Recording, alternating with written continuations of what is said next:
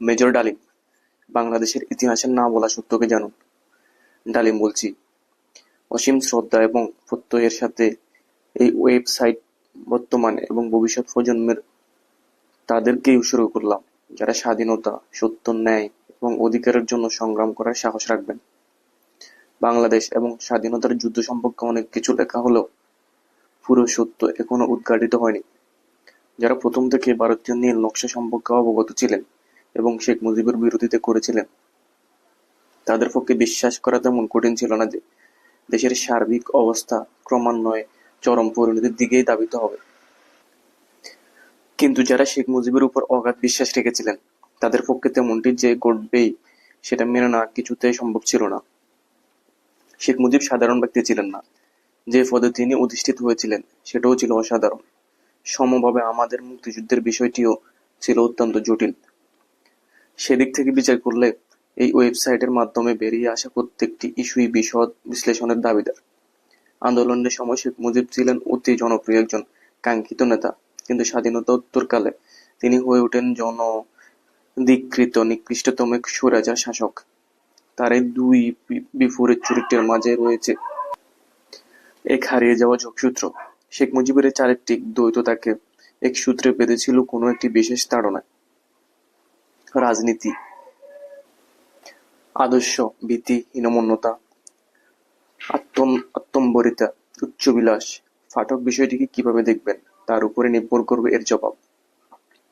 ওয়েবসাইটের বিষয়বস্তুগুলো ওই সমস্ত লোকদের জীবন থেকে নেওয়া, যারা শুধুমাত্র নিষ্ক্রিয় নীরব দর্শক ছিলেন না, তারা সবাই ছিলেন স্বাধীনতা সংগ্রামে প্রত্যক্ষভাবে অংশগ্রহণকারী বীর মুক্তিযোদ্ধা। তখনকার ঘটনা প্রবাহ এবং পরবর্তীকালে স্বাধীন বাংলাদেশের রাজনীতির সাথেও তারা ছিলেন স্বাভাবিক কারণে প্রত্যক্ষ অথবা পরোক্ষভাবে জড়িত। তাই যুক্তিসঙ্গত কারণে মুক্তিযুদ্ধ এবং দেশ সম্পর্কে কর্তৃত্বের সাথে কথা বলার অধিকার রয়েছে তাদের। জনগণের একাংশের মাঝে ওই সমস্ত বিশেষ গুরুত্বপূর্ণ বিষয়ে যে অস্বচ্ছতা রয়েছে তা দূর করার জন্য অনেক শ্রদ্ধেয়, পদস্থ, প্রতিষ্ঠিত এবং গুরুত্বপূর্ণ ব্যক্তির বক্তব্য এবং মতামত ও এই ওয়েবসাইটে দেওয়া হয়েছে। পাঠকের উপর কোনো কিছু চাপিয়ে দেওয়ার অভিপ্রায়ে এই ওয়েবসাইট প্রকাশ করা হয়নি। এর মূল লক্ষ্য হলো পাঠকদের জন্য কিছু চিন্তার খোরাক জোগানো, তথ্যবহুল ঘটনাসমূহের আলোকে তারা যেন সত্যকে খুঁজে নিতে পারেন। যা দেখেছি, যা বুঝেছি, যা করেছি, পাকিস্তানের রাজনীতির পরিণাম, স্বাধীনতার সংগ্রাম এবং আমাদের সিদ্ধান্ত। জাতীয়তাবাদী সংগ্রামের চূড়ান্ত পর্যায়ে শুরু হয়েছিল 1971 সালের মুক্তিযুদ্ধ। এই অঘটন এড়ানো সম্ভব ছিল। পাকিস্তানের মতো একটি বহুজাতিক দেশের জন্য শুরু থেকেই প্রয়োজন ছিল বিভিন্ন জাতিসত্তার এলিট শ্রেণীর মধ্যে ঐক্যমতের ভিত্তিতে একটি কার্যকরী শাসন ব্যবস্থা গড়ে তোলা। ঐক্যমতের ভিত্তিতে রাষ্ট্র পরিচালনার কৌশল এবং পরিকল্পনা নির্ধারণের জন্য যে সহযোগিতা অতি আবশ্যক ছিল তা নিশ্চিত করার জন্য নিম্ন বর্ণিত বিষয়গুলোর উপর বিশেষ গুরুত্ব আরোপ করা উচিত ছিল জাতীয় পরিসরে। 1. সব জাতীয় এলিট শ্রেণীর সমন্বয়ে একটি প্রতিনিধিত্বকারী সরকার কায়েম করা। 2. বিভিন্ন জাতিসত্তার মধ্যে ঐক্যমত্য এবং একটি কার্যকরী ব্যবস্থা গড়ে তোলা। সর্বক্ষেত্রে একতা ভিত্তিক সহজলভ্য জাতীয় প্রতিষ্ঠান গড়ে তোলা। 3. জাতির লক্ষ্য এবং আশা আকাঙ্ক্ষা বাস্তবায়নের জন্য বিভিন্ন জাতিসত্তার এলিট শ্রেণীর জনগণকে অনুপ্রাণিত করার দায়িত্ব গ্রহণ করা। 4.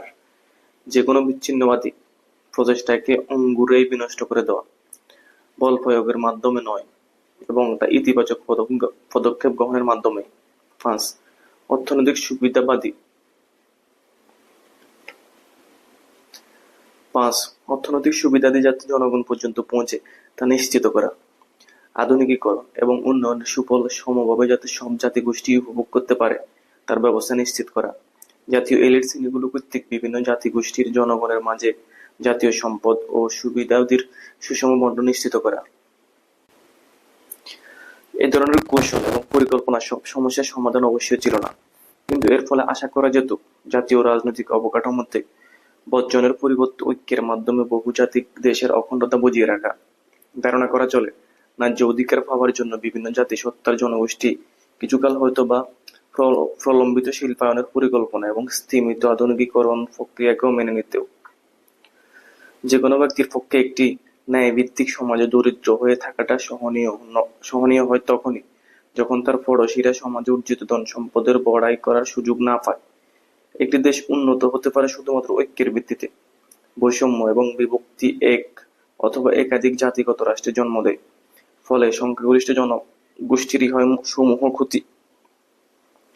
এই জন্য বহুজাতিক একটি দেশের একটি এলিট শ্রেণীর ঐক্যবদ্ধভাবে কাজ করা অপরিহার্য হয়ে দাঁড়ায়, শ্রেণী স্বার্থ এবং জাতীয় স্বার্থ দুটো বজিয়ে রাখার জন্য। কোনো এক বিশেষ পর্যায়ে তারা অবশ্যই নিজ নিজ জাতি স্বার্থে একে অপরের সাথে দ্বন্দ্বে লিপ্ত হতে পারেন, কিন্তু কোনো ক্রমে তাদের একে অপরের সহ্য শক্তি ও বোঝাপড়ার ক্ষমতার প্রতি সন্দেহ পোষণ করা উচিত নয়। তেমনটি হলে বিচ্ছিন্নবাদের বিপদ সংকুল একতরফ রাস্তা অবশ্যই খুলে যাবে। তথাকথিত ইসলাম ও ইসলামিক রাষ্ট্রের দরজাদারি পাঞ্জাবি মুহাজির নিয়ন্ত্রিত কেন্দ্রীয় সরকার শুরু থেকেই বাঙালিদের নিঃস্ব, হীনমনা এবং পশ্চাদমুখী জনগোষ্ঠী হিসেবে গণ্য করে আসছিলেন। তারা মনে করতেন বাঙালি জনগোষ্ঠী পশ্চিম পাকিস্তানের উপর একটি বোঝা স্বরূপ। তারা বিশ্বাস করতেন পাকিস্তানের জাতীয়তাবাদ এবং অর্থনৈতিক উন্নতির সাথে বাঙালির জাতিগত চেতনা এবং তাদের হিন্দু আইনি মনোভাব সংগতিপূর্ণ নয়। যাই হোক না কেন, একথা অস্বীকার করার কোনো উপায় নেই যে আইয়ুব খানের প্রণীত অর্থনীতির ফলে পূর্ব পাকিস্তানের শিল্প উদ্যোগীর সংখ্যা তুলনামূলকভাবে বৃদ্ধি পায়। কিন্তু ওই সমস্ত উদীয়মান শিল্প উদ্যোগীরা সরকারি মদদ এবং পৃষ্ঠপোষকতায় বেড়ে ওঠা পশ্চিম পাকিস্তানি শিল্পপতিদের সাথে প্রতিযোগিতায় টিকতে না পেরে বাঙালি জাতীয়তাবাদী রাজনীতিবিদ যারা আঞ্চলিক স্বায়ত্তশাসনের জন্য সংগ্রাম করেছিলেন তাদের সাথে হাত মেলান। সমস্ত বাঙালি শিল্পপতিরা ইম্পোর্ট লাইসেন্স এবং বৈদেশিক মুদ্রার কোটা বাড়াবার জন্য ওই আন্দোলনকে কেন্দ্রের উপর চাপ প্রয়োগকারী হাতিয়ার হিসেবে ব্যবহার করতে থাকেন। শেষ পর্যায়ে আঞ্চলিক স্বায়ত্তশাসনের দাবি বাঙালি জাতির বিভিন্ন শ্রেণীকে একক একটি রাজনৈতিক প্ল্যাটফর্মে ঐক্যবদ্ধ করতে সক্ষম হয়। পশ্চিম পাকিস্তানি এলিট শাসক শ্রেণী অসংগতভাবে তাদের বাঙালি দোসরদের হীনমন্য, পশ্চাদমুখী এবং হিন্দু মনোভাবাপন্ন বলে চিন্তিত করেন। এই ধরনের মনোভাব বিচ্ছিন্নতাবাদী চেতনার উন্মেষ ঘটাতে বিশেষভাবে সাহায্য করে। তদুপরি শেখ মুজিবের বিচার দেশের নাজুক ঐক্যের উপর হানে চরম আঘাত। এখানে আবার উল্লেখ করতে হয়, মুজিবের 6 দফার কোনো নতুন কিছু ছিল না। অতীতে বহুবার এই ধরনের দাবিসমূহ বাঙালি সংসদগণ কেন্দ্রীয় সংসদে উত্থাপন করেছিলেন। আগরতলা ষড়যন্ত্রের ঘোষণার সময়টি ছিল অতি গুরুত্বপূর্ণ। এই ঘোষণাটি করা হয় এমন এক সময় যখন সারা দেশ জুড়ে এক জটিল রাজনৈতিক সমস্যা বিরাজমান। দেশ জুড়ে জনগণ তখন আইয়ুব শাহীর নিষ্পেষণ এবং স্বৈরাচারী শাসনের বিরুদ্ধে বিদ্রোহী হয়ে উঠেছে। আইয়ুব শাহী আঞ্চলিক বৈষম্য দূরীকরণের কোনো প্রচেষ্টা তো করেনি, বরং পাঞ্জাবি মুহাজির এলিট শ্রেণীর কায়েমি স্বার্থকে লালন করে তাদের আধিপত্যকে আরো সুসংহত করে তোলে। সামরিক শাসনকালে কেন্দ্রীয় প্রশাসনে বাঙালিদের প্রতিনিধিত্ব এরকম ছিল না বললেই চলে। 60-এর দশকে যখন বাঙালিদের ধৈর্যের বাঁধ প্রায় ভেঙে পড়েছিল, ঠিক তখনই পাকিস্তানের কেন্দ্রীয় শাসক গোষ্ঠী কর্তৃক বাঙালি রাজনৈতিক নেতৃবৃন্দকে বিশ্বাসঘাতক এবং শত্রু শক্তি ভারতের দালাল হিসেবে আখ্যায়িত করার ফলে অবস্থার আরো অবনতি ঘটে। বাংলাভাষী জনগণ যারা দায়িত্বহীনভাবে 1947 সালে পাকিস্তানের পক্ষে ছিলেন, তারা পশ্চিমা শাসক গোষ্ঠীর কাছ থেকে এই ধরনের ব্যবহার কখনোই প্রত্যাশা করেননি। পাকিস্তানের সৃষ্টিতে বাঙালি জনগোষ্ঠী সবিশেষ গুরুত্বপূর্ণ ভূমিকা পালন করে। এই সত্যটি অতি সহজে ভুলে গিয়েছিলেন পশ্চিমা শাসকগণ। যদিও বাহ্যিকভাবে মুজিবের দাবিগুলো ছিল চরম প্রকৃতির, পাকিস্তান তখনও ছিল অতি প্রিয় প্রতিটি বাঙালির কাছে। বাঙালি জনগণ শুধু চেয়েছিল রাষ্ট্র পরিচালনার ক্ষেত্রে মত প্রকাশের ন্যায্য অধিকার। তারা চেয়েছিল সাম্য ও সংহতির উপর একটি রাজনৈতিক কাঠামো। তারা চাইছিল স্বৈরাচারী একনায়কতন্ত্রের পরিবর্তে একটি গণতান্ত্রিক সরকার। স্বৈরাচারী একনায়কতন্ত্র তাদের অতীতের হিন্দু আধিপত্য ও অত্যাচার এবং ঔপনিবেশিক শাসনকেই জোরালোভাবে মনে করিয়ে দিয়েছিল। এ থেকে এটাই পরিষ্কারভাবে বলা চলে, বাঙালিরা সুচিন্তিত কতকগুলো লক্ষ্যের বাস্তবায়নের জন্যই মূলত সংগ্রাম করেছিল, কোনো স্বাধীন রাষ্ট্র প্রতিষ্ঠা করার জন্য নয়। এটা জোর দিয়েই বলা চলে যে আইয়ুব শাহীর পতনকালে পূর্ব পাকিস্তানের বিচ্ছিন্ন হয়ে পড়াটা মোটেই অবধারিত পরিণতি ছিল না। জাতীয় রাজনীতি এবং অর্থনীতিতে বাঙালিদের অংশীদারিত্বের অধিকার থেকে বঞ্চিত রেখে ক্ষমতাধর শাসক চক্র বাঙালি এলিট শ্রেণীকে জনগণের আন্দোলনের প্রতি ঠেলে দিয়েছিলেন এবং তাদের নৃতাত্ত্বিক, সাংস্কৃতিক এবং ভাষাগত বৈষম্যকে পুনর্জীবিত করার আন্দোলনে নেতৃত্ব দিতে বাধ্য করেছিলেন জাতীয় ঐক্যের বিরুদ্ধে। এ থেকে পরিশেষে এটাই বলা চলে যে অসম উন্নয়নে বাধ্য করেছিল বাঙালি এলিট শ্রেণীকে কেন্দ্রের বিরুদ্ধে জনগণের সাথে ঐক্যবদ্ধ হতে এবং জাতীয়তাবাদী চেতনার পরিবর্তে বাঙালিত্বকে উস্কে দিতে। বাঙালিত্বের চেতনায় তখন আঠার মতো বাঙালি এলিট শ্রেণীকে জনগণের সাথে এক অটুট বন্ধনে বেঁধেছিল। অসম উন্নয়ন, শোষণ, বঞ্চনা এবং নৃতাত্ত্বিক চেতনা ওই ধরনের লোভী যোগ যা একে অপরকে শুষে বেঁচে থাকে সেই সময় অবধি, যখন সশস্ত্র সংঘাত অথবা গণ অভ্যুত্থানের বিকল্প কোনো পথই খোলা থাকে না। দুঃখজনক হলেও সত্য, পাকিস্তানও ঠিক সেই সন্ধিক্ষণে পৌঁছে অপরিহার্য এক মহাবিপর্যয়ের অপেক্ষা করেছিল 60-এর দশকের শেষে। অন্তিম অবস্থায় সামরিক জান্তা রাজনৈতিক সমস্যা সমাধানে বন্দুকের জোরে করার সিদ্ধান্ত নেয়। শুরু হয় 25 থেকে 26 মার্চ 1971-এ আর্মি ক্র্যাকডাউন। পাকিস্তান সেনাবাহিনী বাঙালিদের আন্দোলন নস্যাৎ করার জন্য বর্বরচিত সশস্ত্র অভিযান শুরু করে সমগ্র বাঙালি জাতির বিরুদ্ধে। এভাবে অনিবার্য হয়ে ওঠে দেশ বিভক্তি। 1971-এর মুক্তি সংগ্রাম পর্যন্ত ঘটনা প্রবাহ। পাকিস্তানের গঠন প্রকৃতিটি ছিল কিছুটা অস্বাভাবিক। ভৌগোলিকভাবে এই দেশের দুই অংশের মধ্যে 1000 মাইলের ব্যবধান সৃষ্টি করে রেখেছিল ভারত।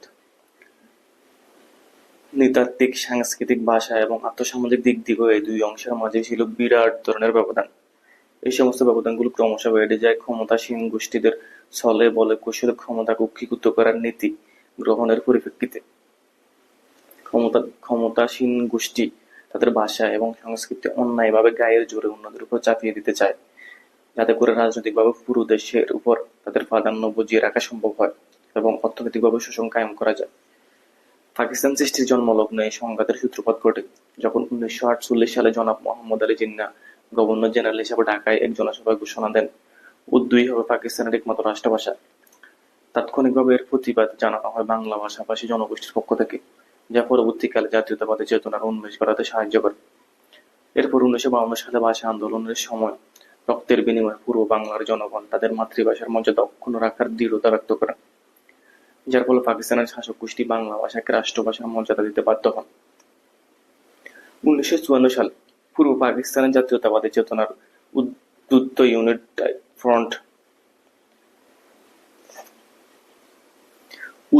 ইউনাইটেড ফ্রন্ট নির্বাচনে জয়ী হয়ে প্রাদেশিক সরকার গঠন করে। কিন্তু কেন্দ্রের ক্ষমতাসীনরা এদের হাতে ক্ষমতা দিতে নারাজ হয়ে নানা ধরনের কৌশল অবলম্বন করে তাদেরকে ক্ষমতা থেকে দূরে সরিয়ে রাখার চেষ্টা চালায়।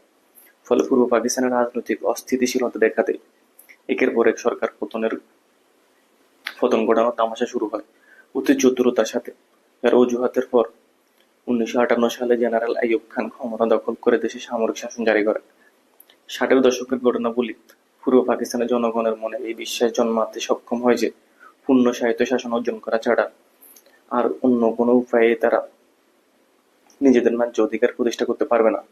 সর্বক্ষেত্রেই পূর্ব পাকিস্তানিদের উপর চলতে থাকে বৈষম্যমূলক আচরণ এবং পাকিস্তানের প্রতিষ্ঠিত কায়েমি স্বার্থবাদী গোষ্ঠীদের অবারিত শোষণের ফলে অর্থনৈতিকভাবে পশ্চিম পাকিস্তানের পশ্চাৎভূমি হিসেবে দেউলিয়া হয়ে পড়ে পূর্ব পাকিস্তান। 1961 থেকে 62 সালে হামিদুর রহমান শিক্ষা কমিশন রিপোর্টের বিরুদ্ধে পূর্ব পাকিস্তানের ছাত্র সমাজের মধ্যে প্রচন্ড বিক্ষোভের সৃষ্টি হয়। 1966 সালে স্বায়ত্তশাসন এবং ন্যায্য অধিকার অর্জন করার জন্য শেখ মুজিবুর রহমান ও তার দল আওয়ামী লীগ তাদের 6 দফা প্রোগ্রাম পেশ করে। এতে জাতীয়তাবাদী চেতনার এক নতুন মাত্রা যোগ হয়। 6 দফা ছিল পাকিস্তানের অবকাঠামোর মধ্যে পূর্ব পাকিস্তানের জন্য পূর্ণ স্বায়ত্তশাসনের অধিকার আদায়ের দাবি। এতে ক্ষমতাশালী গোষ্ঠী আতঙ্কিত হয়ে ওঠে শেখ মুজিবকে আগরতলা ষড়যন্ত্র মামলার সাথে জড়িত করে দেশদ্রোহিতার অভিযোগে কারাবন্দী করে। কিন্তু বাংলাদেশের সিংহ পুরুষ মাওলানা আব্দুল হামিদ খান ভাসানী সারা দেশব্যাপী এক দুর্বার আন্দোলন গড়ে তোলে, যার ফলে 1969 সালের ফেব্রুয়ারি মাসে আইয়ুব সরকার তাকে ও তার সহকর্মীদের বিনা শর্তে মুক্তি দিতে বাধ্য হয়। মার্চ মাসে পাকিস্তানের পূর্ব ও পশ্চিম দুই অংশেই আইয়ুব বিরুদ্ধে আন্দোলনের চাপে জেনারেল আইয়ুব ক্ষমতা ছাড়তে বাধ্য হন এবং তার স্থলাভিষিক্ত হন সেনাপ্রধান জেনারেল ইয়াহিয়া খান। জেনারেল ইয়াহিয়া খান 1970 সালে পাকিস্তানের জাতীয় এবং প্রাদেশিক নির্বাচন করেন। সে নির্বাচন আওয়ামী লীগ জাতীয় এবং প্রাদেশিক নির্বাচনে নিরঙ্কুশ সংখ্যাগরিষ্ঠতা অর্জন করে কেন্দ্র এবং প্রাদেশিক সরকার গঠনের দাবিদার হয়ে ওঠে।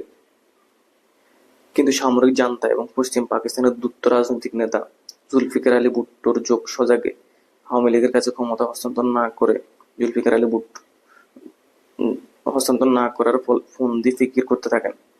তাদের এই ধরনের কূটকৌশলের জবাবে পূর্ব পাকিস্তানের জনগণ এক অসহযোগ আন্দোলন শুরু করে।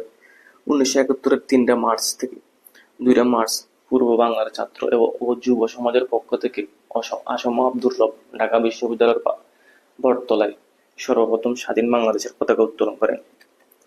তার এই উদ্যোগের জন্য শেখ মুজিবুর রহমান তাকে তিরস্কার করেছিলেন। এর চাক্ষুষ সাক্ষী আছে অনেকেই। 3 মার্চ পল্টন ময়দানে বিশাল জনসভা ছাত্রলীগের সাধারণ সম্পাদক জনাব শাহজাহান সিরাজ স্বাধীনতার ইশতেহার পাঠ করেন শেখ মুজিবের উপস্থিতিতে। অপ্রত্যাশিত এই ঘটনার ফলে শেখ মুজিব ক্ষুব্ধ হন এবং সভা শেষে শোভাযাত্রার নেতৃত্ব দিতে অসম্মতি জানান। পূর্ব সিদ্ধান্ত অনুযায়ী ঘোষিত হয়েছিল সভা শেষে গণমিছিলে নেতৃত্ব দেবেন শেখ মুজিবুর রহমান।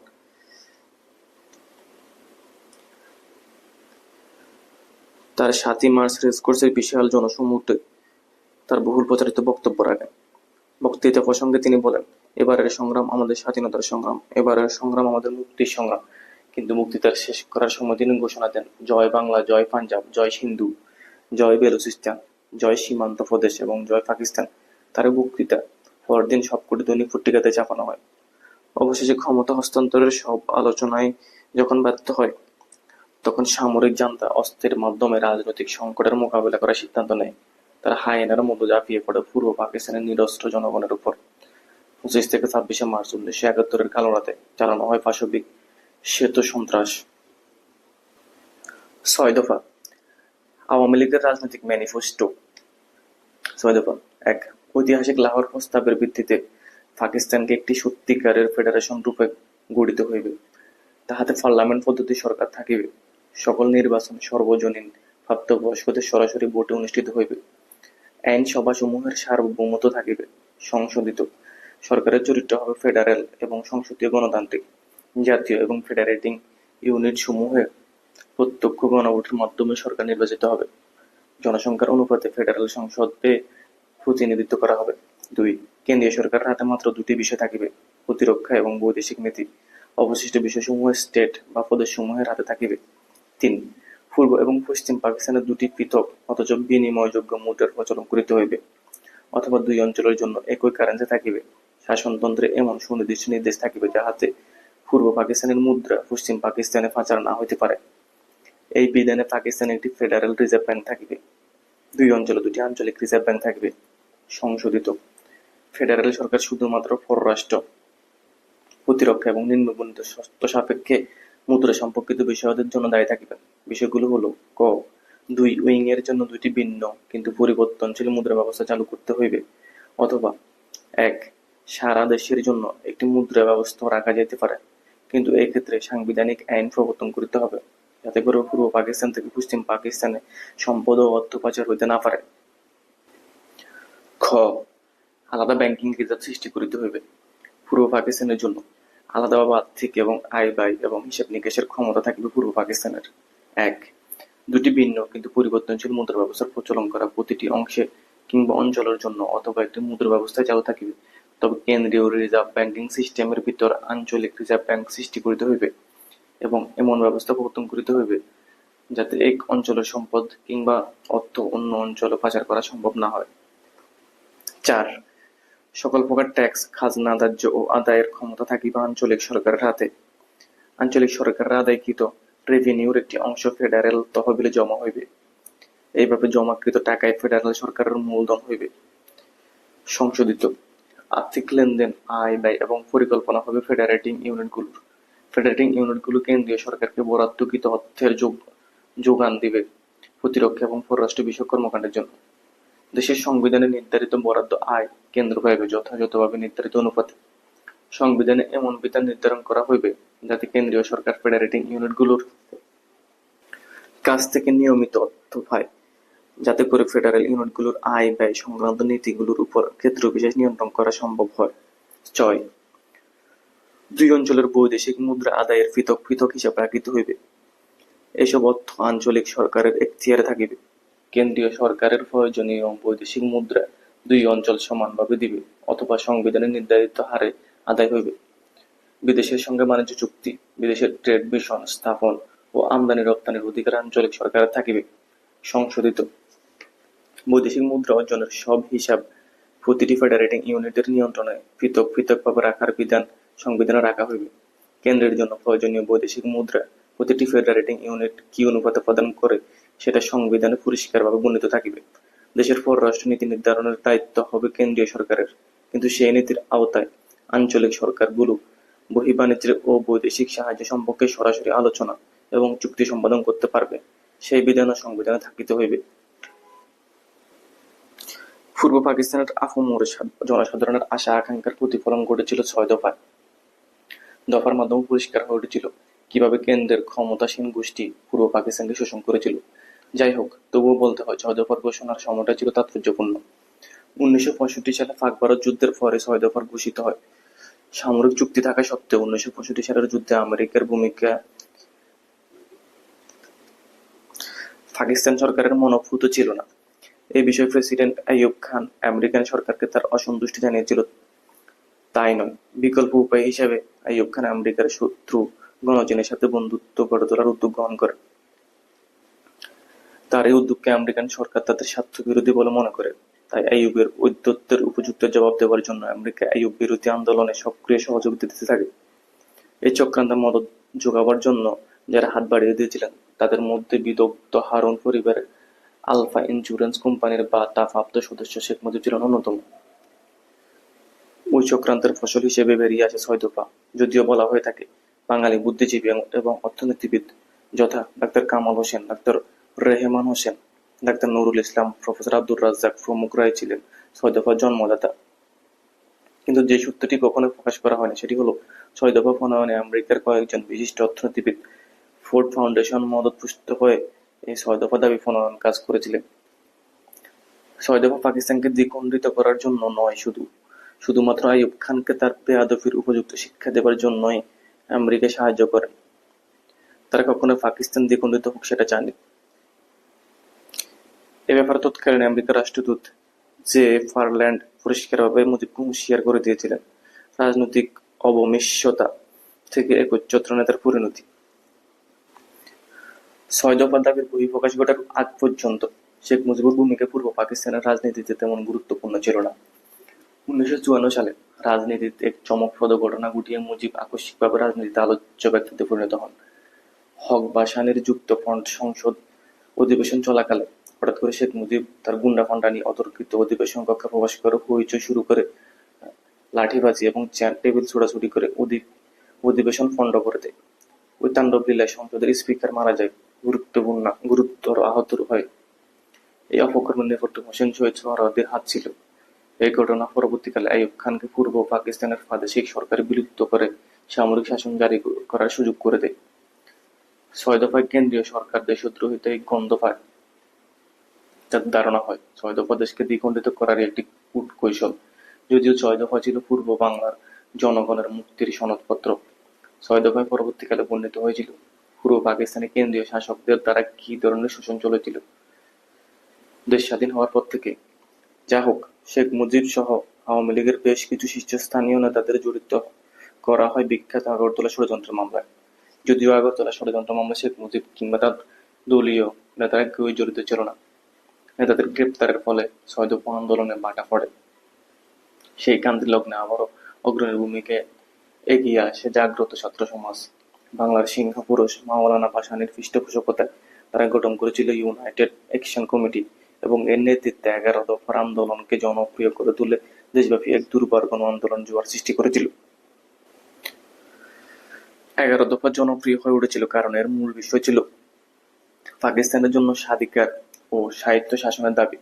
সারা পূর্ব পাকিস্তানে 11 দফাকে কেন্দ্র করে সরকার বিরোধী আন্দোলনের যেই গণজোয়ার সৃষ্টি হয়েছিল তার প্রচণ্ডতা ম্লান হয়ে গিয়েছিল আওয়ামী লীগের 6 দফা। মাওলানা ভাসানী এই আন্দোলনের নেতৃত্ব দিয়ে আন্দোলনকে গণ অভ্যুত্থানের রূপ দিতে সক্ষম হয়েছিলেন, যার জন্য সামরিক শাসকরা শেখ মুজিব এবং তার দলীয় নেতাদের বিনা শর্তে মুক্তি দিতে বাধ্য হয়।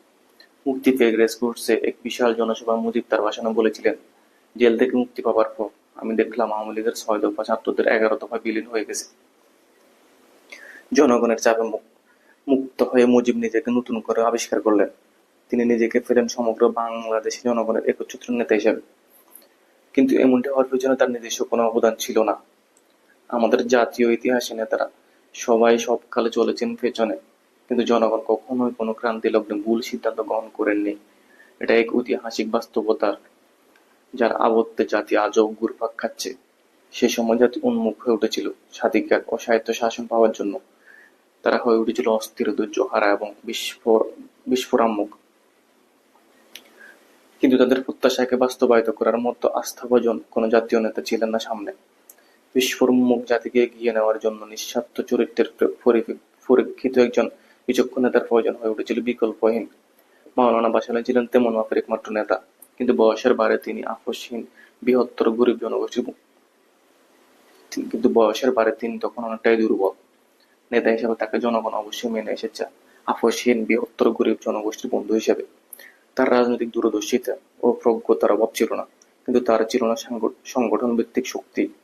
এই কারণে এই বর্ষিয়ান নেতার পক্ষে কিছুতেই সম্ভব ছিল না গণ আন্দোলনের চড়াই উতরায় পেরিয়ে আন্দোলনকে ক্রমান্বয়ে বিপ্লবে রূপান্তরিত করে ধাপে ধাপে এগিয়ে নিয়ে চরম বিজয় অর্জন করা। অন্যদিকে আগরতলা ষড়যন্ত্র মামলার দুর্ভক্রমে শেখ মুজিবকে রাতারাতি এক কিংবদন্তি নায়কের পরিণত করেছিলেন। ভাসানীর সক্ষমতা মাওলানা নিজেই সবচেয়ে বেশি বুঝতেন, তাই তারই আহ্বানে দেশের জনগণ মুজিবকে একচ্ছত্র নেতা হিসেবে তখন গ্রহণ করে নিয়েছিলেন, একান্ত বাধ্য হয়ে, কোনো বিকল্প না থাকায়। স্বাধীন বাংলাদেশের চিন্তা করেছিলেন মজলুম জননেতা মাওলানা আব্দুল হামিদ খান ভাসানী, কিন্তু শেখ মুজিব কখনো পূর্ব পাকিস্তানকে বিচ্ছিন্ন করার কথা চিন্তা করেননি। তিনি স্বায়ত্ত শাসনের দাবি জানিয়েছিলেন মাত্র। আগরতলা ষড়যন্ত্র মামলার ধারা বিবরণী খবরের কাগজে প্রকাশিত করতে থাকে আইয়ুব মোমেন চক্র। তারা পূর্ব পাকিস্তানের বাঙালি মুসলমানদের ভারত বিরোধী মনোভাবকে তাদের স্বার্থে কাজে লাগানোর উদ্দেশ্যে এই সিদ্ধান্ত গ্রহণ করেছিলেন। তারা ভেবেছিলেন, মানুষ যখন জানতে পারবে যে শেখ মুজিব ভারতের দালাল হয়ে পাকিস্তানের অখণ্ডতার বিরুদ্ধে ষড়যন্ত্রে লিপ্ত, তখন তার বিরুদ্ধে বিক্ষোভ ফেটে পড়বে। কিন্তু পরিণাম হলো সম্পূর্ণ উল্টোটাই। প্রকাশিত ধারা বিবরণীর মাধ্যমে পুরস্ফুটিত হয়ে উঠল আইয়ুব মোমেন চক্রের ঘৃণ্য চক্রান্ত। এই ষড়যন্ত্রমূলক মামলাকে তখন বাঙালিরা সমগ্র বাঙালি জাতির বিরুদ্ধে ষড়যন্ত্র বলেই ধরে নেয়। ফলে সারা বাংলার মানুষ আইয়ুব শাহীর বিরুদ্ধে রুদ্র আক্রোশে ফেটে উঠল। এখানে আবার উল্লেখ করতে হয় যে আইয়ুব বিরুদ্ধে আন্দোলনে পূর্ব পাকিস্তানের মুখ্য এবং অগ্রণী ভূমিকা ছিল ছাত্র সমাজের। তার ইতিমধ্যে সংগ্রামকে একটি ঐক্যবদ্ধ জাতীয় সংগ্রামে রূপ দেওয়ার লক্ষ্যে 11 দফার ভিত্তিতে ছাত্র সংগ্রাম পরিষদ গঠন করেন। 11 দফার ভিতরে বাংলাদেশের জনগণের আশা আকাঙ্ক্ষার প্রকৃত রূপ ফুটে ওঠে। 11 দফার ভিত্তিতে বাংলার মাটিতে 1969 সালে গণ আন্দোলনের জোয়ার এক প্রচন্ড রূপ ধারণ করে। ছাত্র সংগ্রাম পরিষদের 11 দফা দাবি: স্বৈরাচারী সরকারের দীর্ঘদিনের অনুসৃত জনস্বার্থ বিরোধী নীতির ফলে ছাত্র সমাজ 3 দেশবাসীর জীবনে সংকট ক্রমশ বৃদ্ধি পাইতেছে। শাসন শোষণের নিপীড়নে অতিষ্ঠ ছাত্র জনতা আন্দোলনের পথে আগাইয়া আসিয়াছেন। আমরা ছাত্র সমাজ ও দেশবাসীর স্বার্থে নিম্নোক্ত 11 দফা দাবিকে ব্যাপক ছাত্র গণ আন্দোলনের আহ্বান জানাইতেছি। 1. ক. সচ্ছল কলেজসমূহকে প্রাদেশিকীকরণ নীতি পরিত্যাগ করিতে হইবে এবং জগন্নাথ কলেজ সহ প্রাদেশিককরণকৃত কলেজসমূহকে পূর্বাবস্থায় ফিরিয়া দিতে হইবে।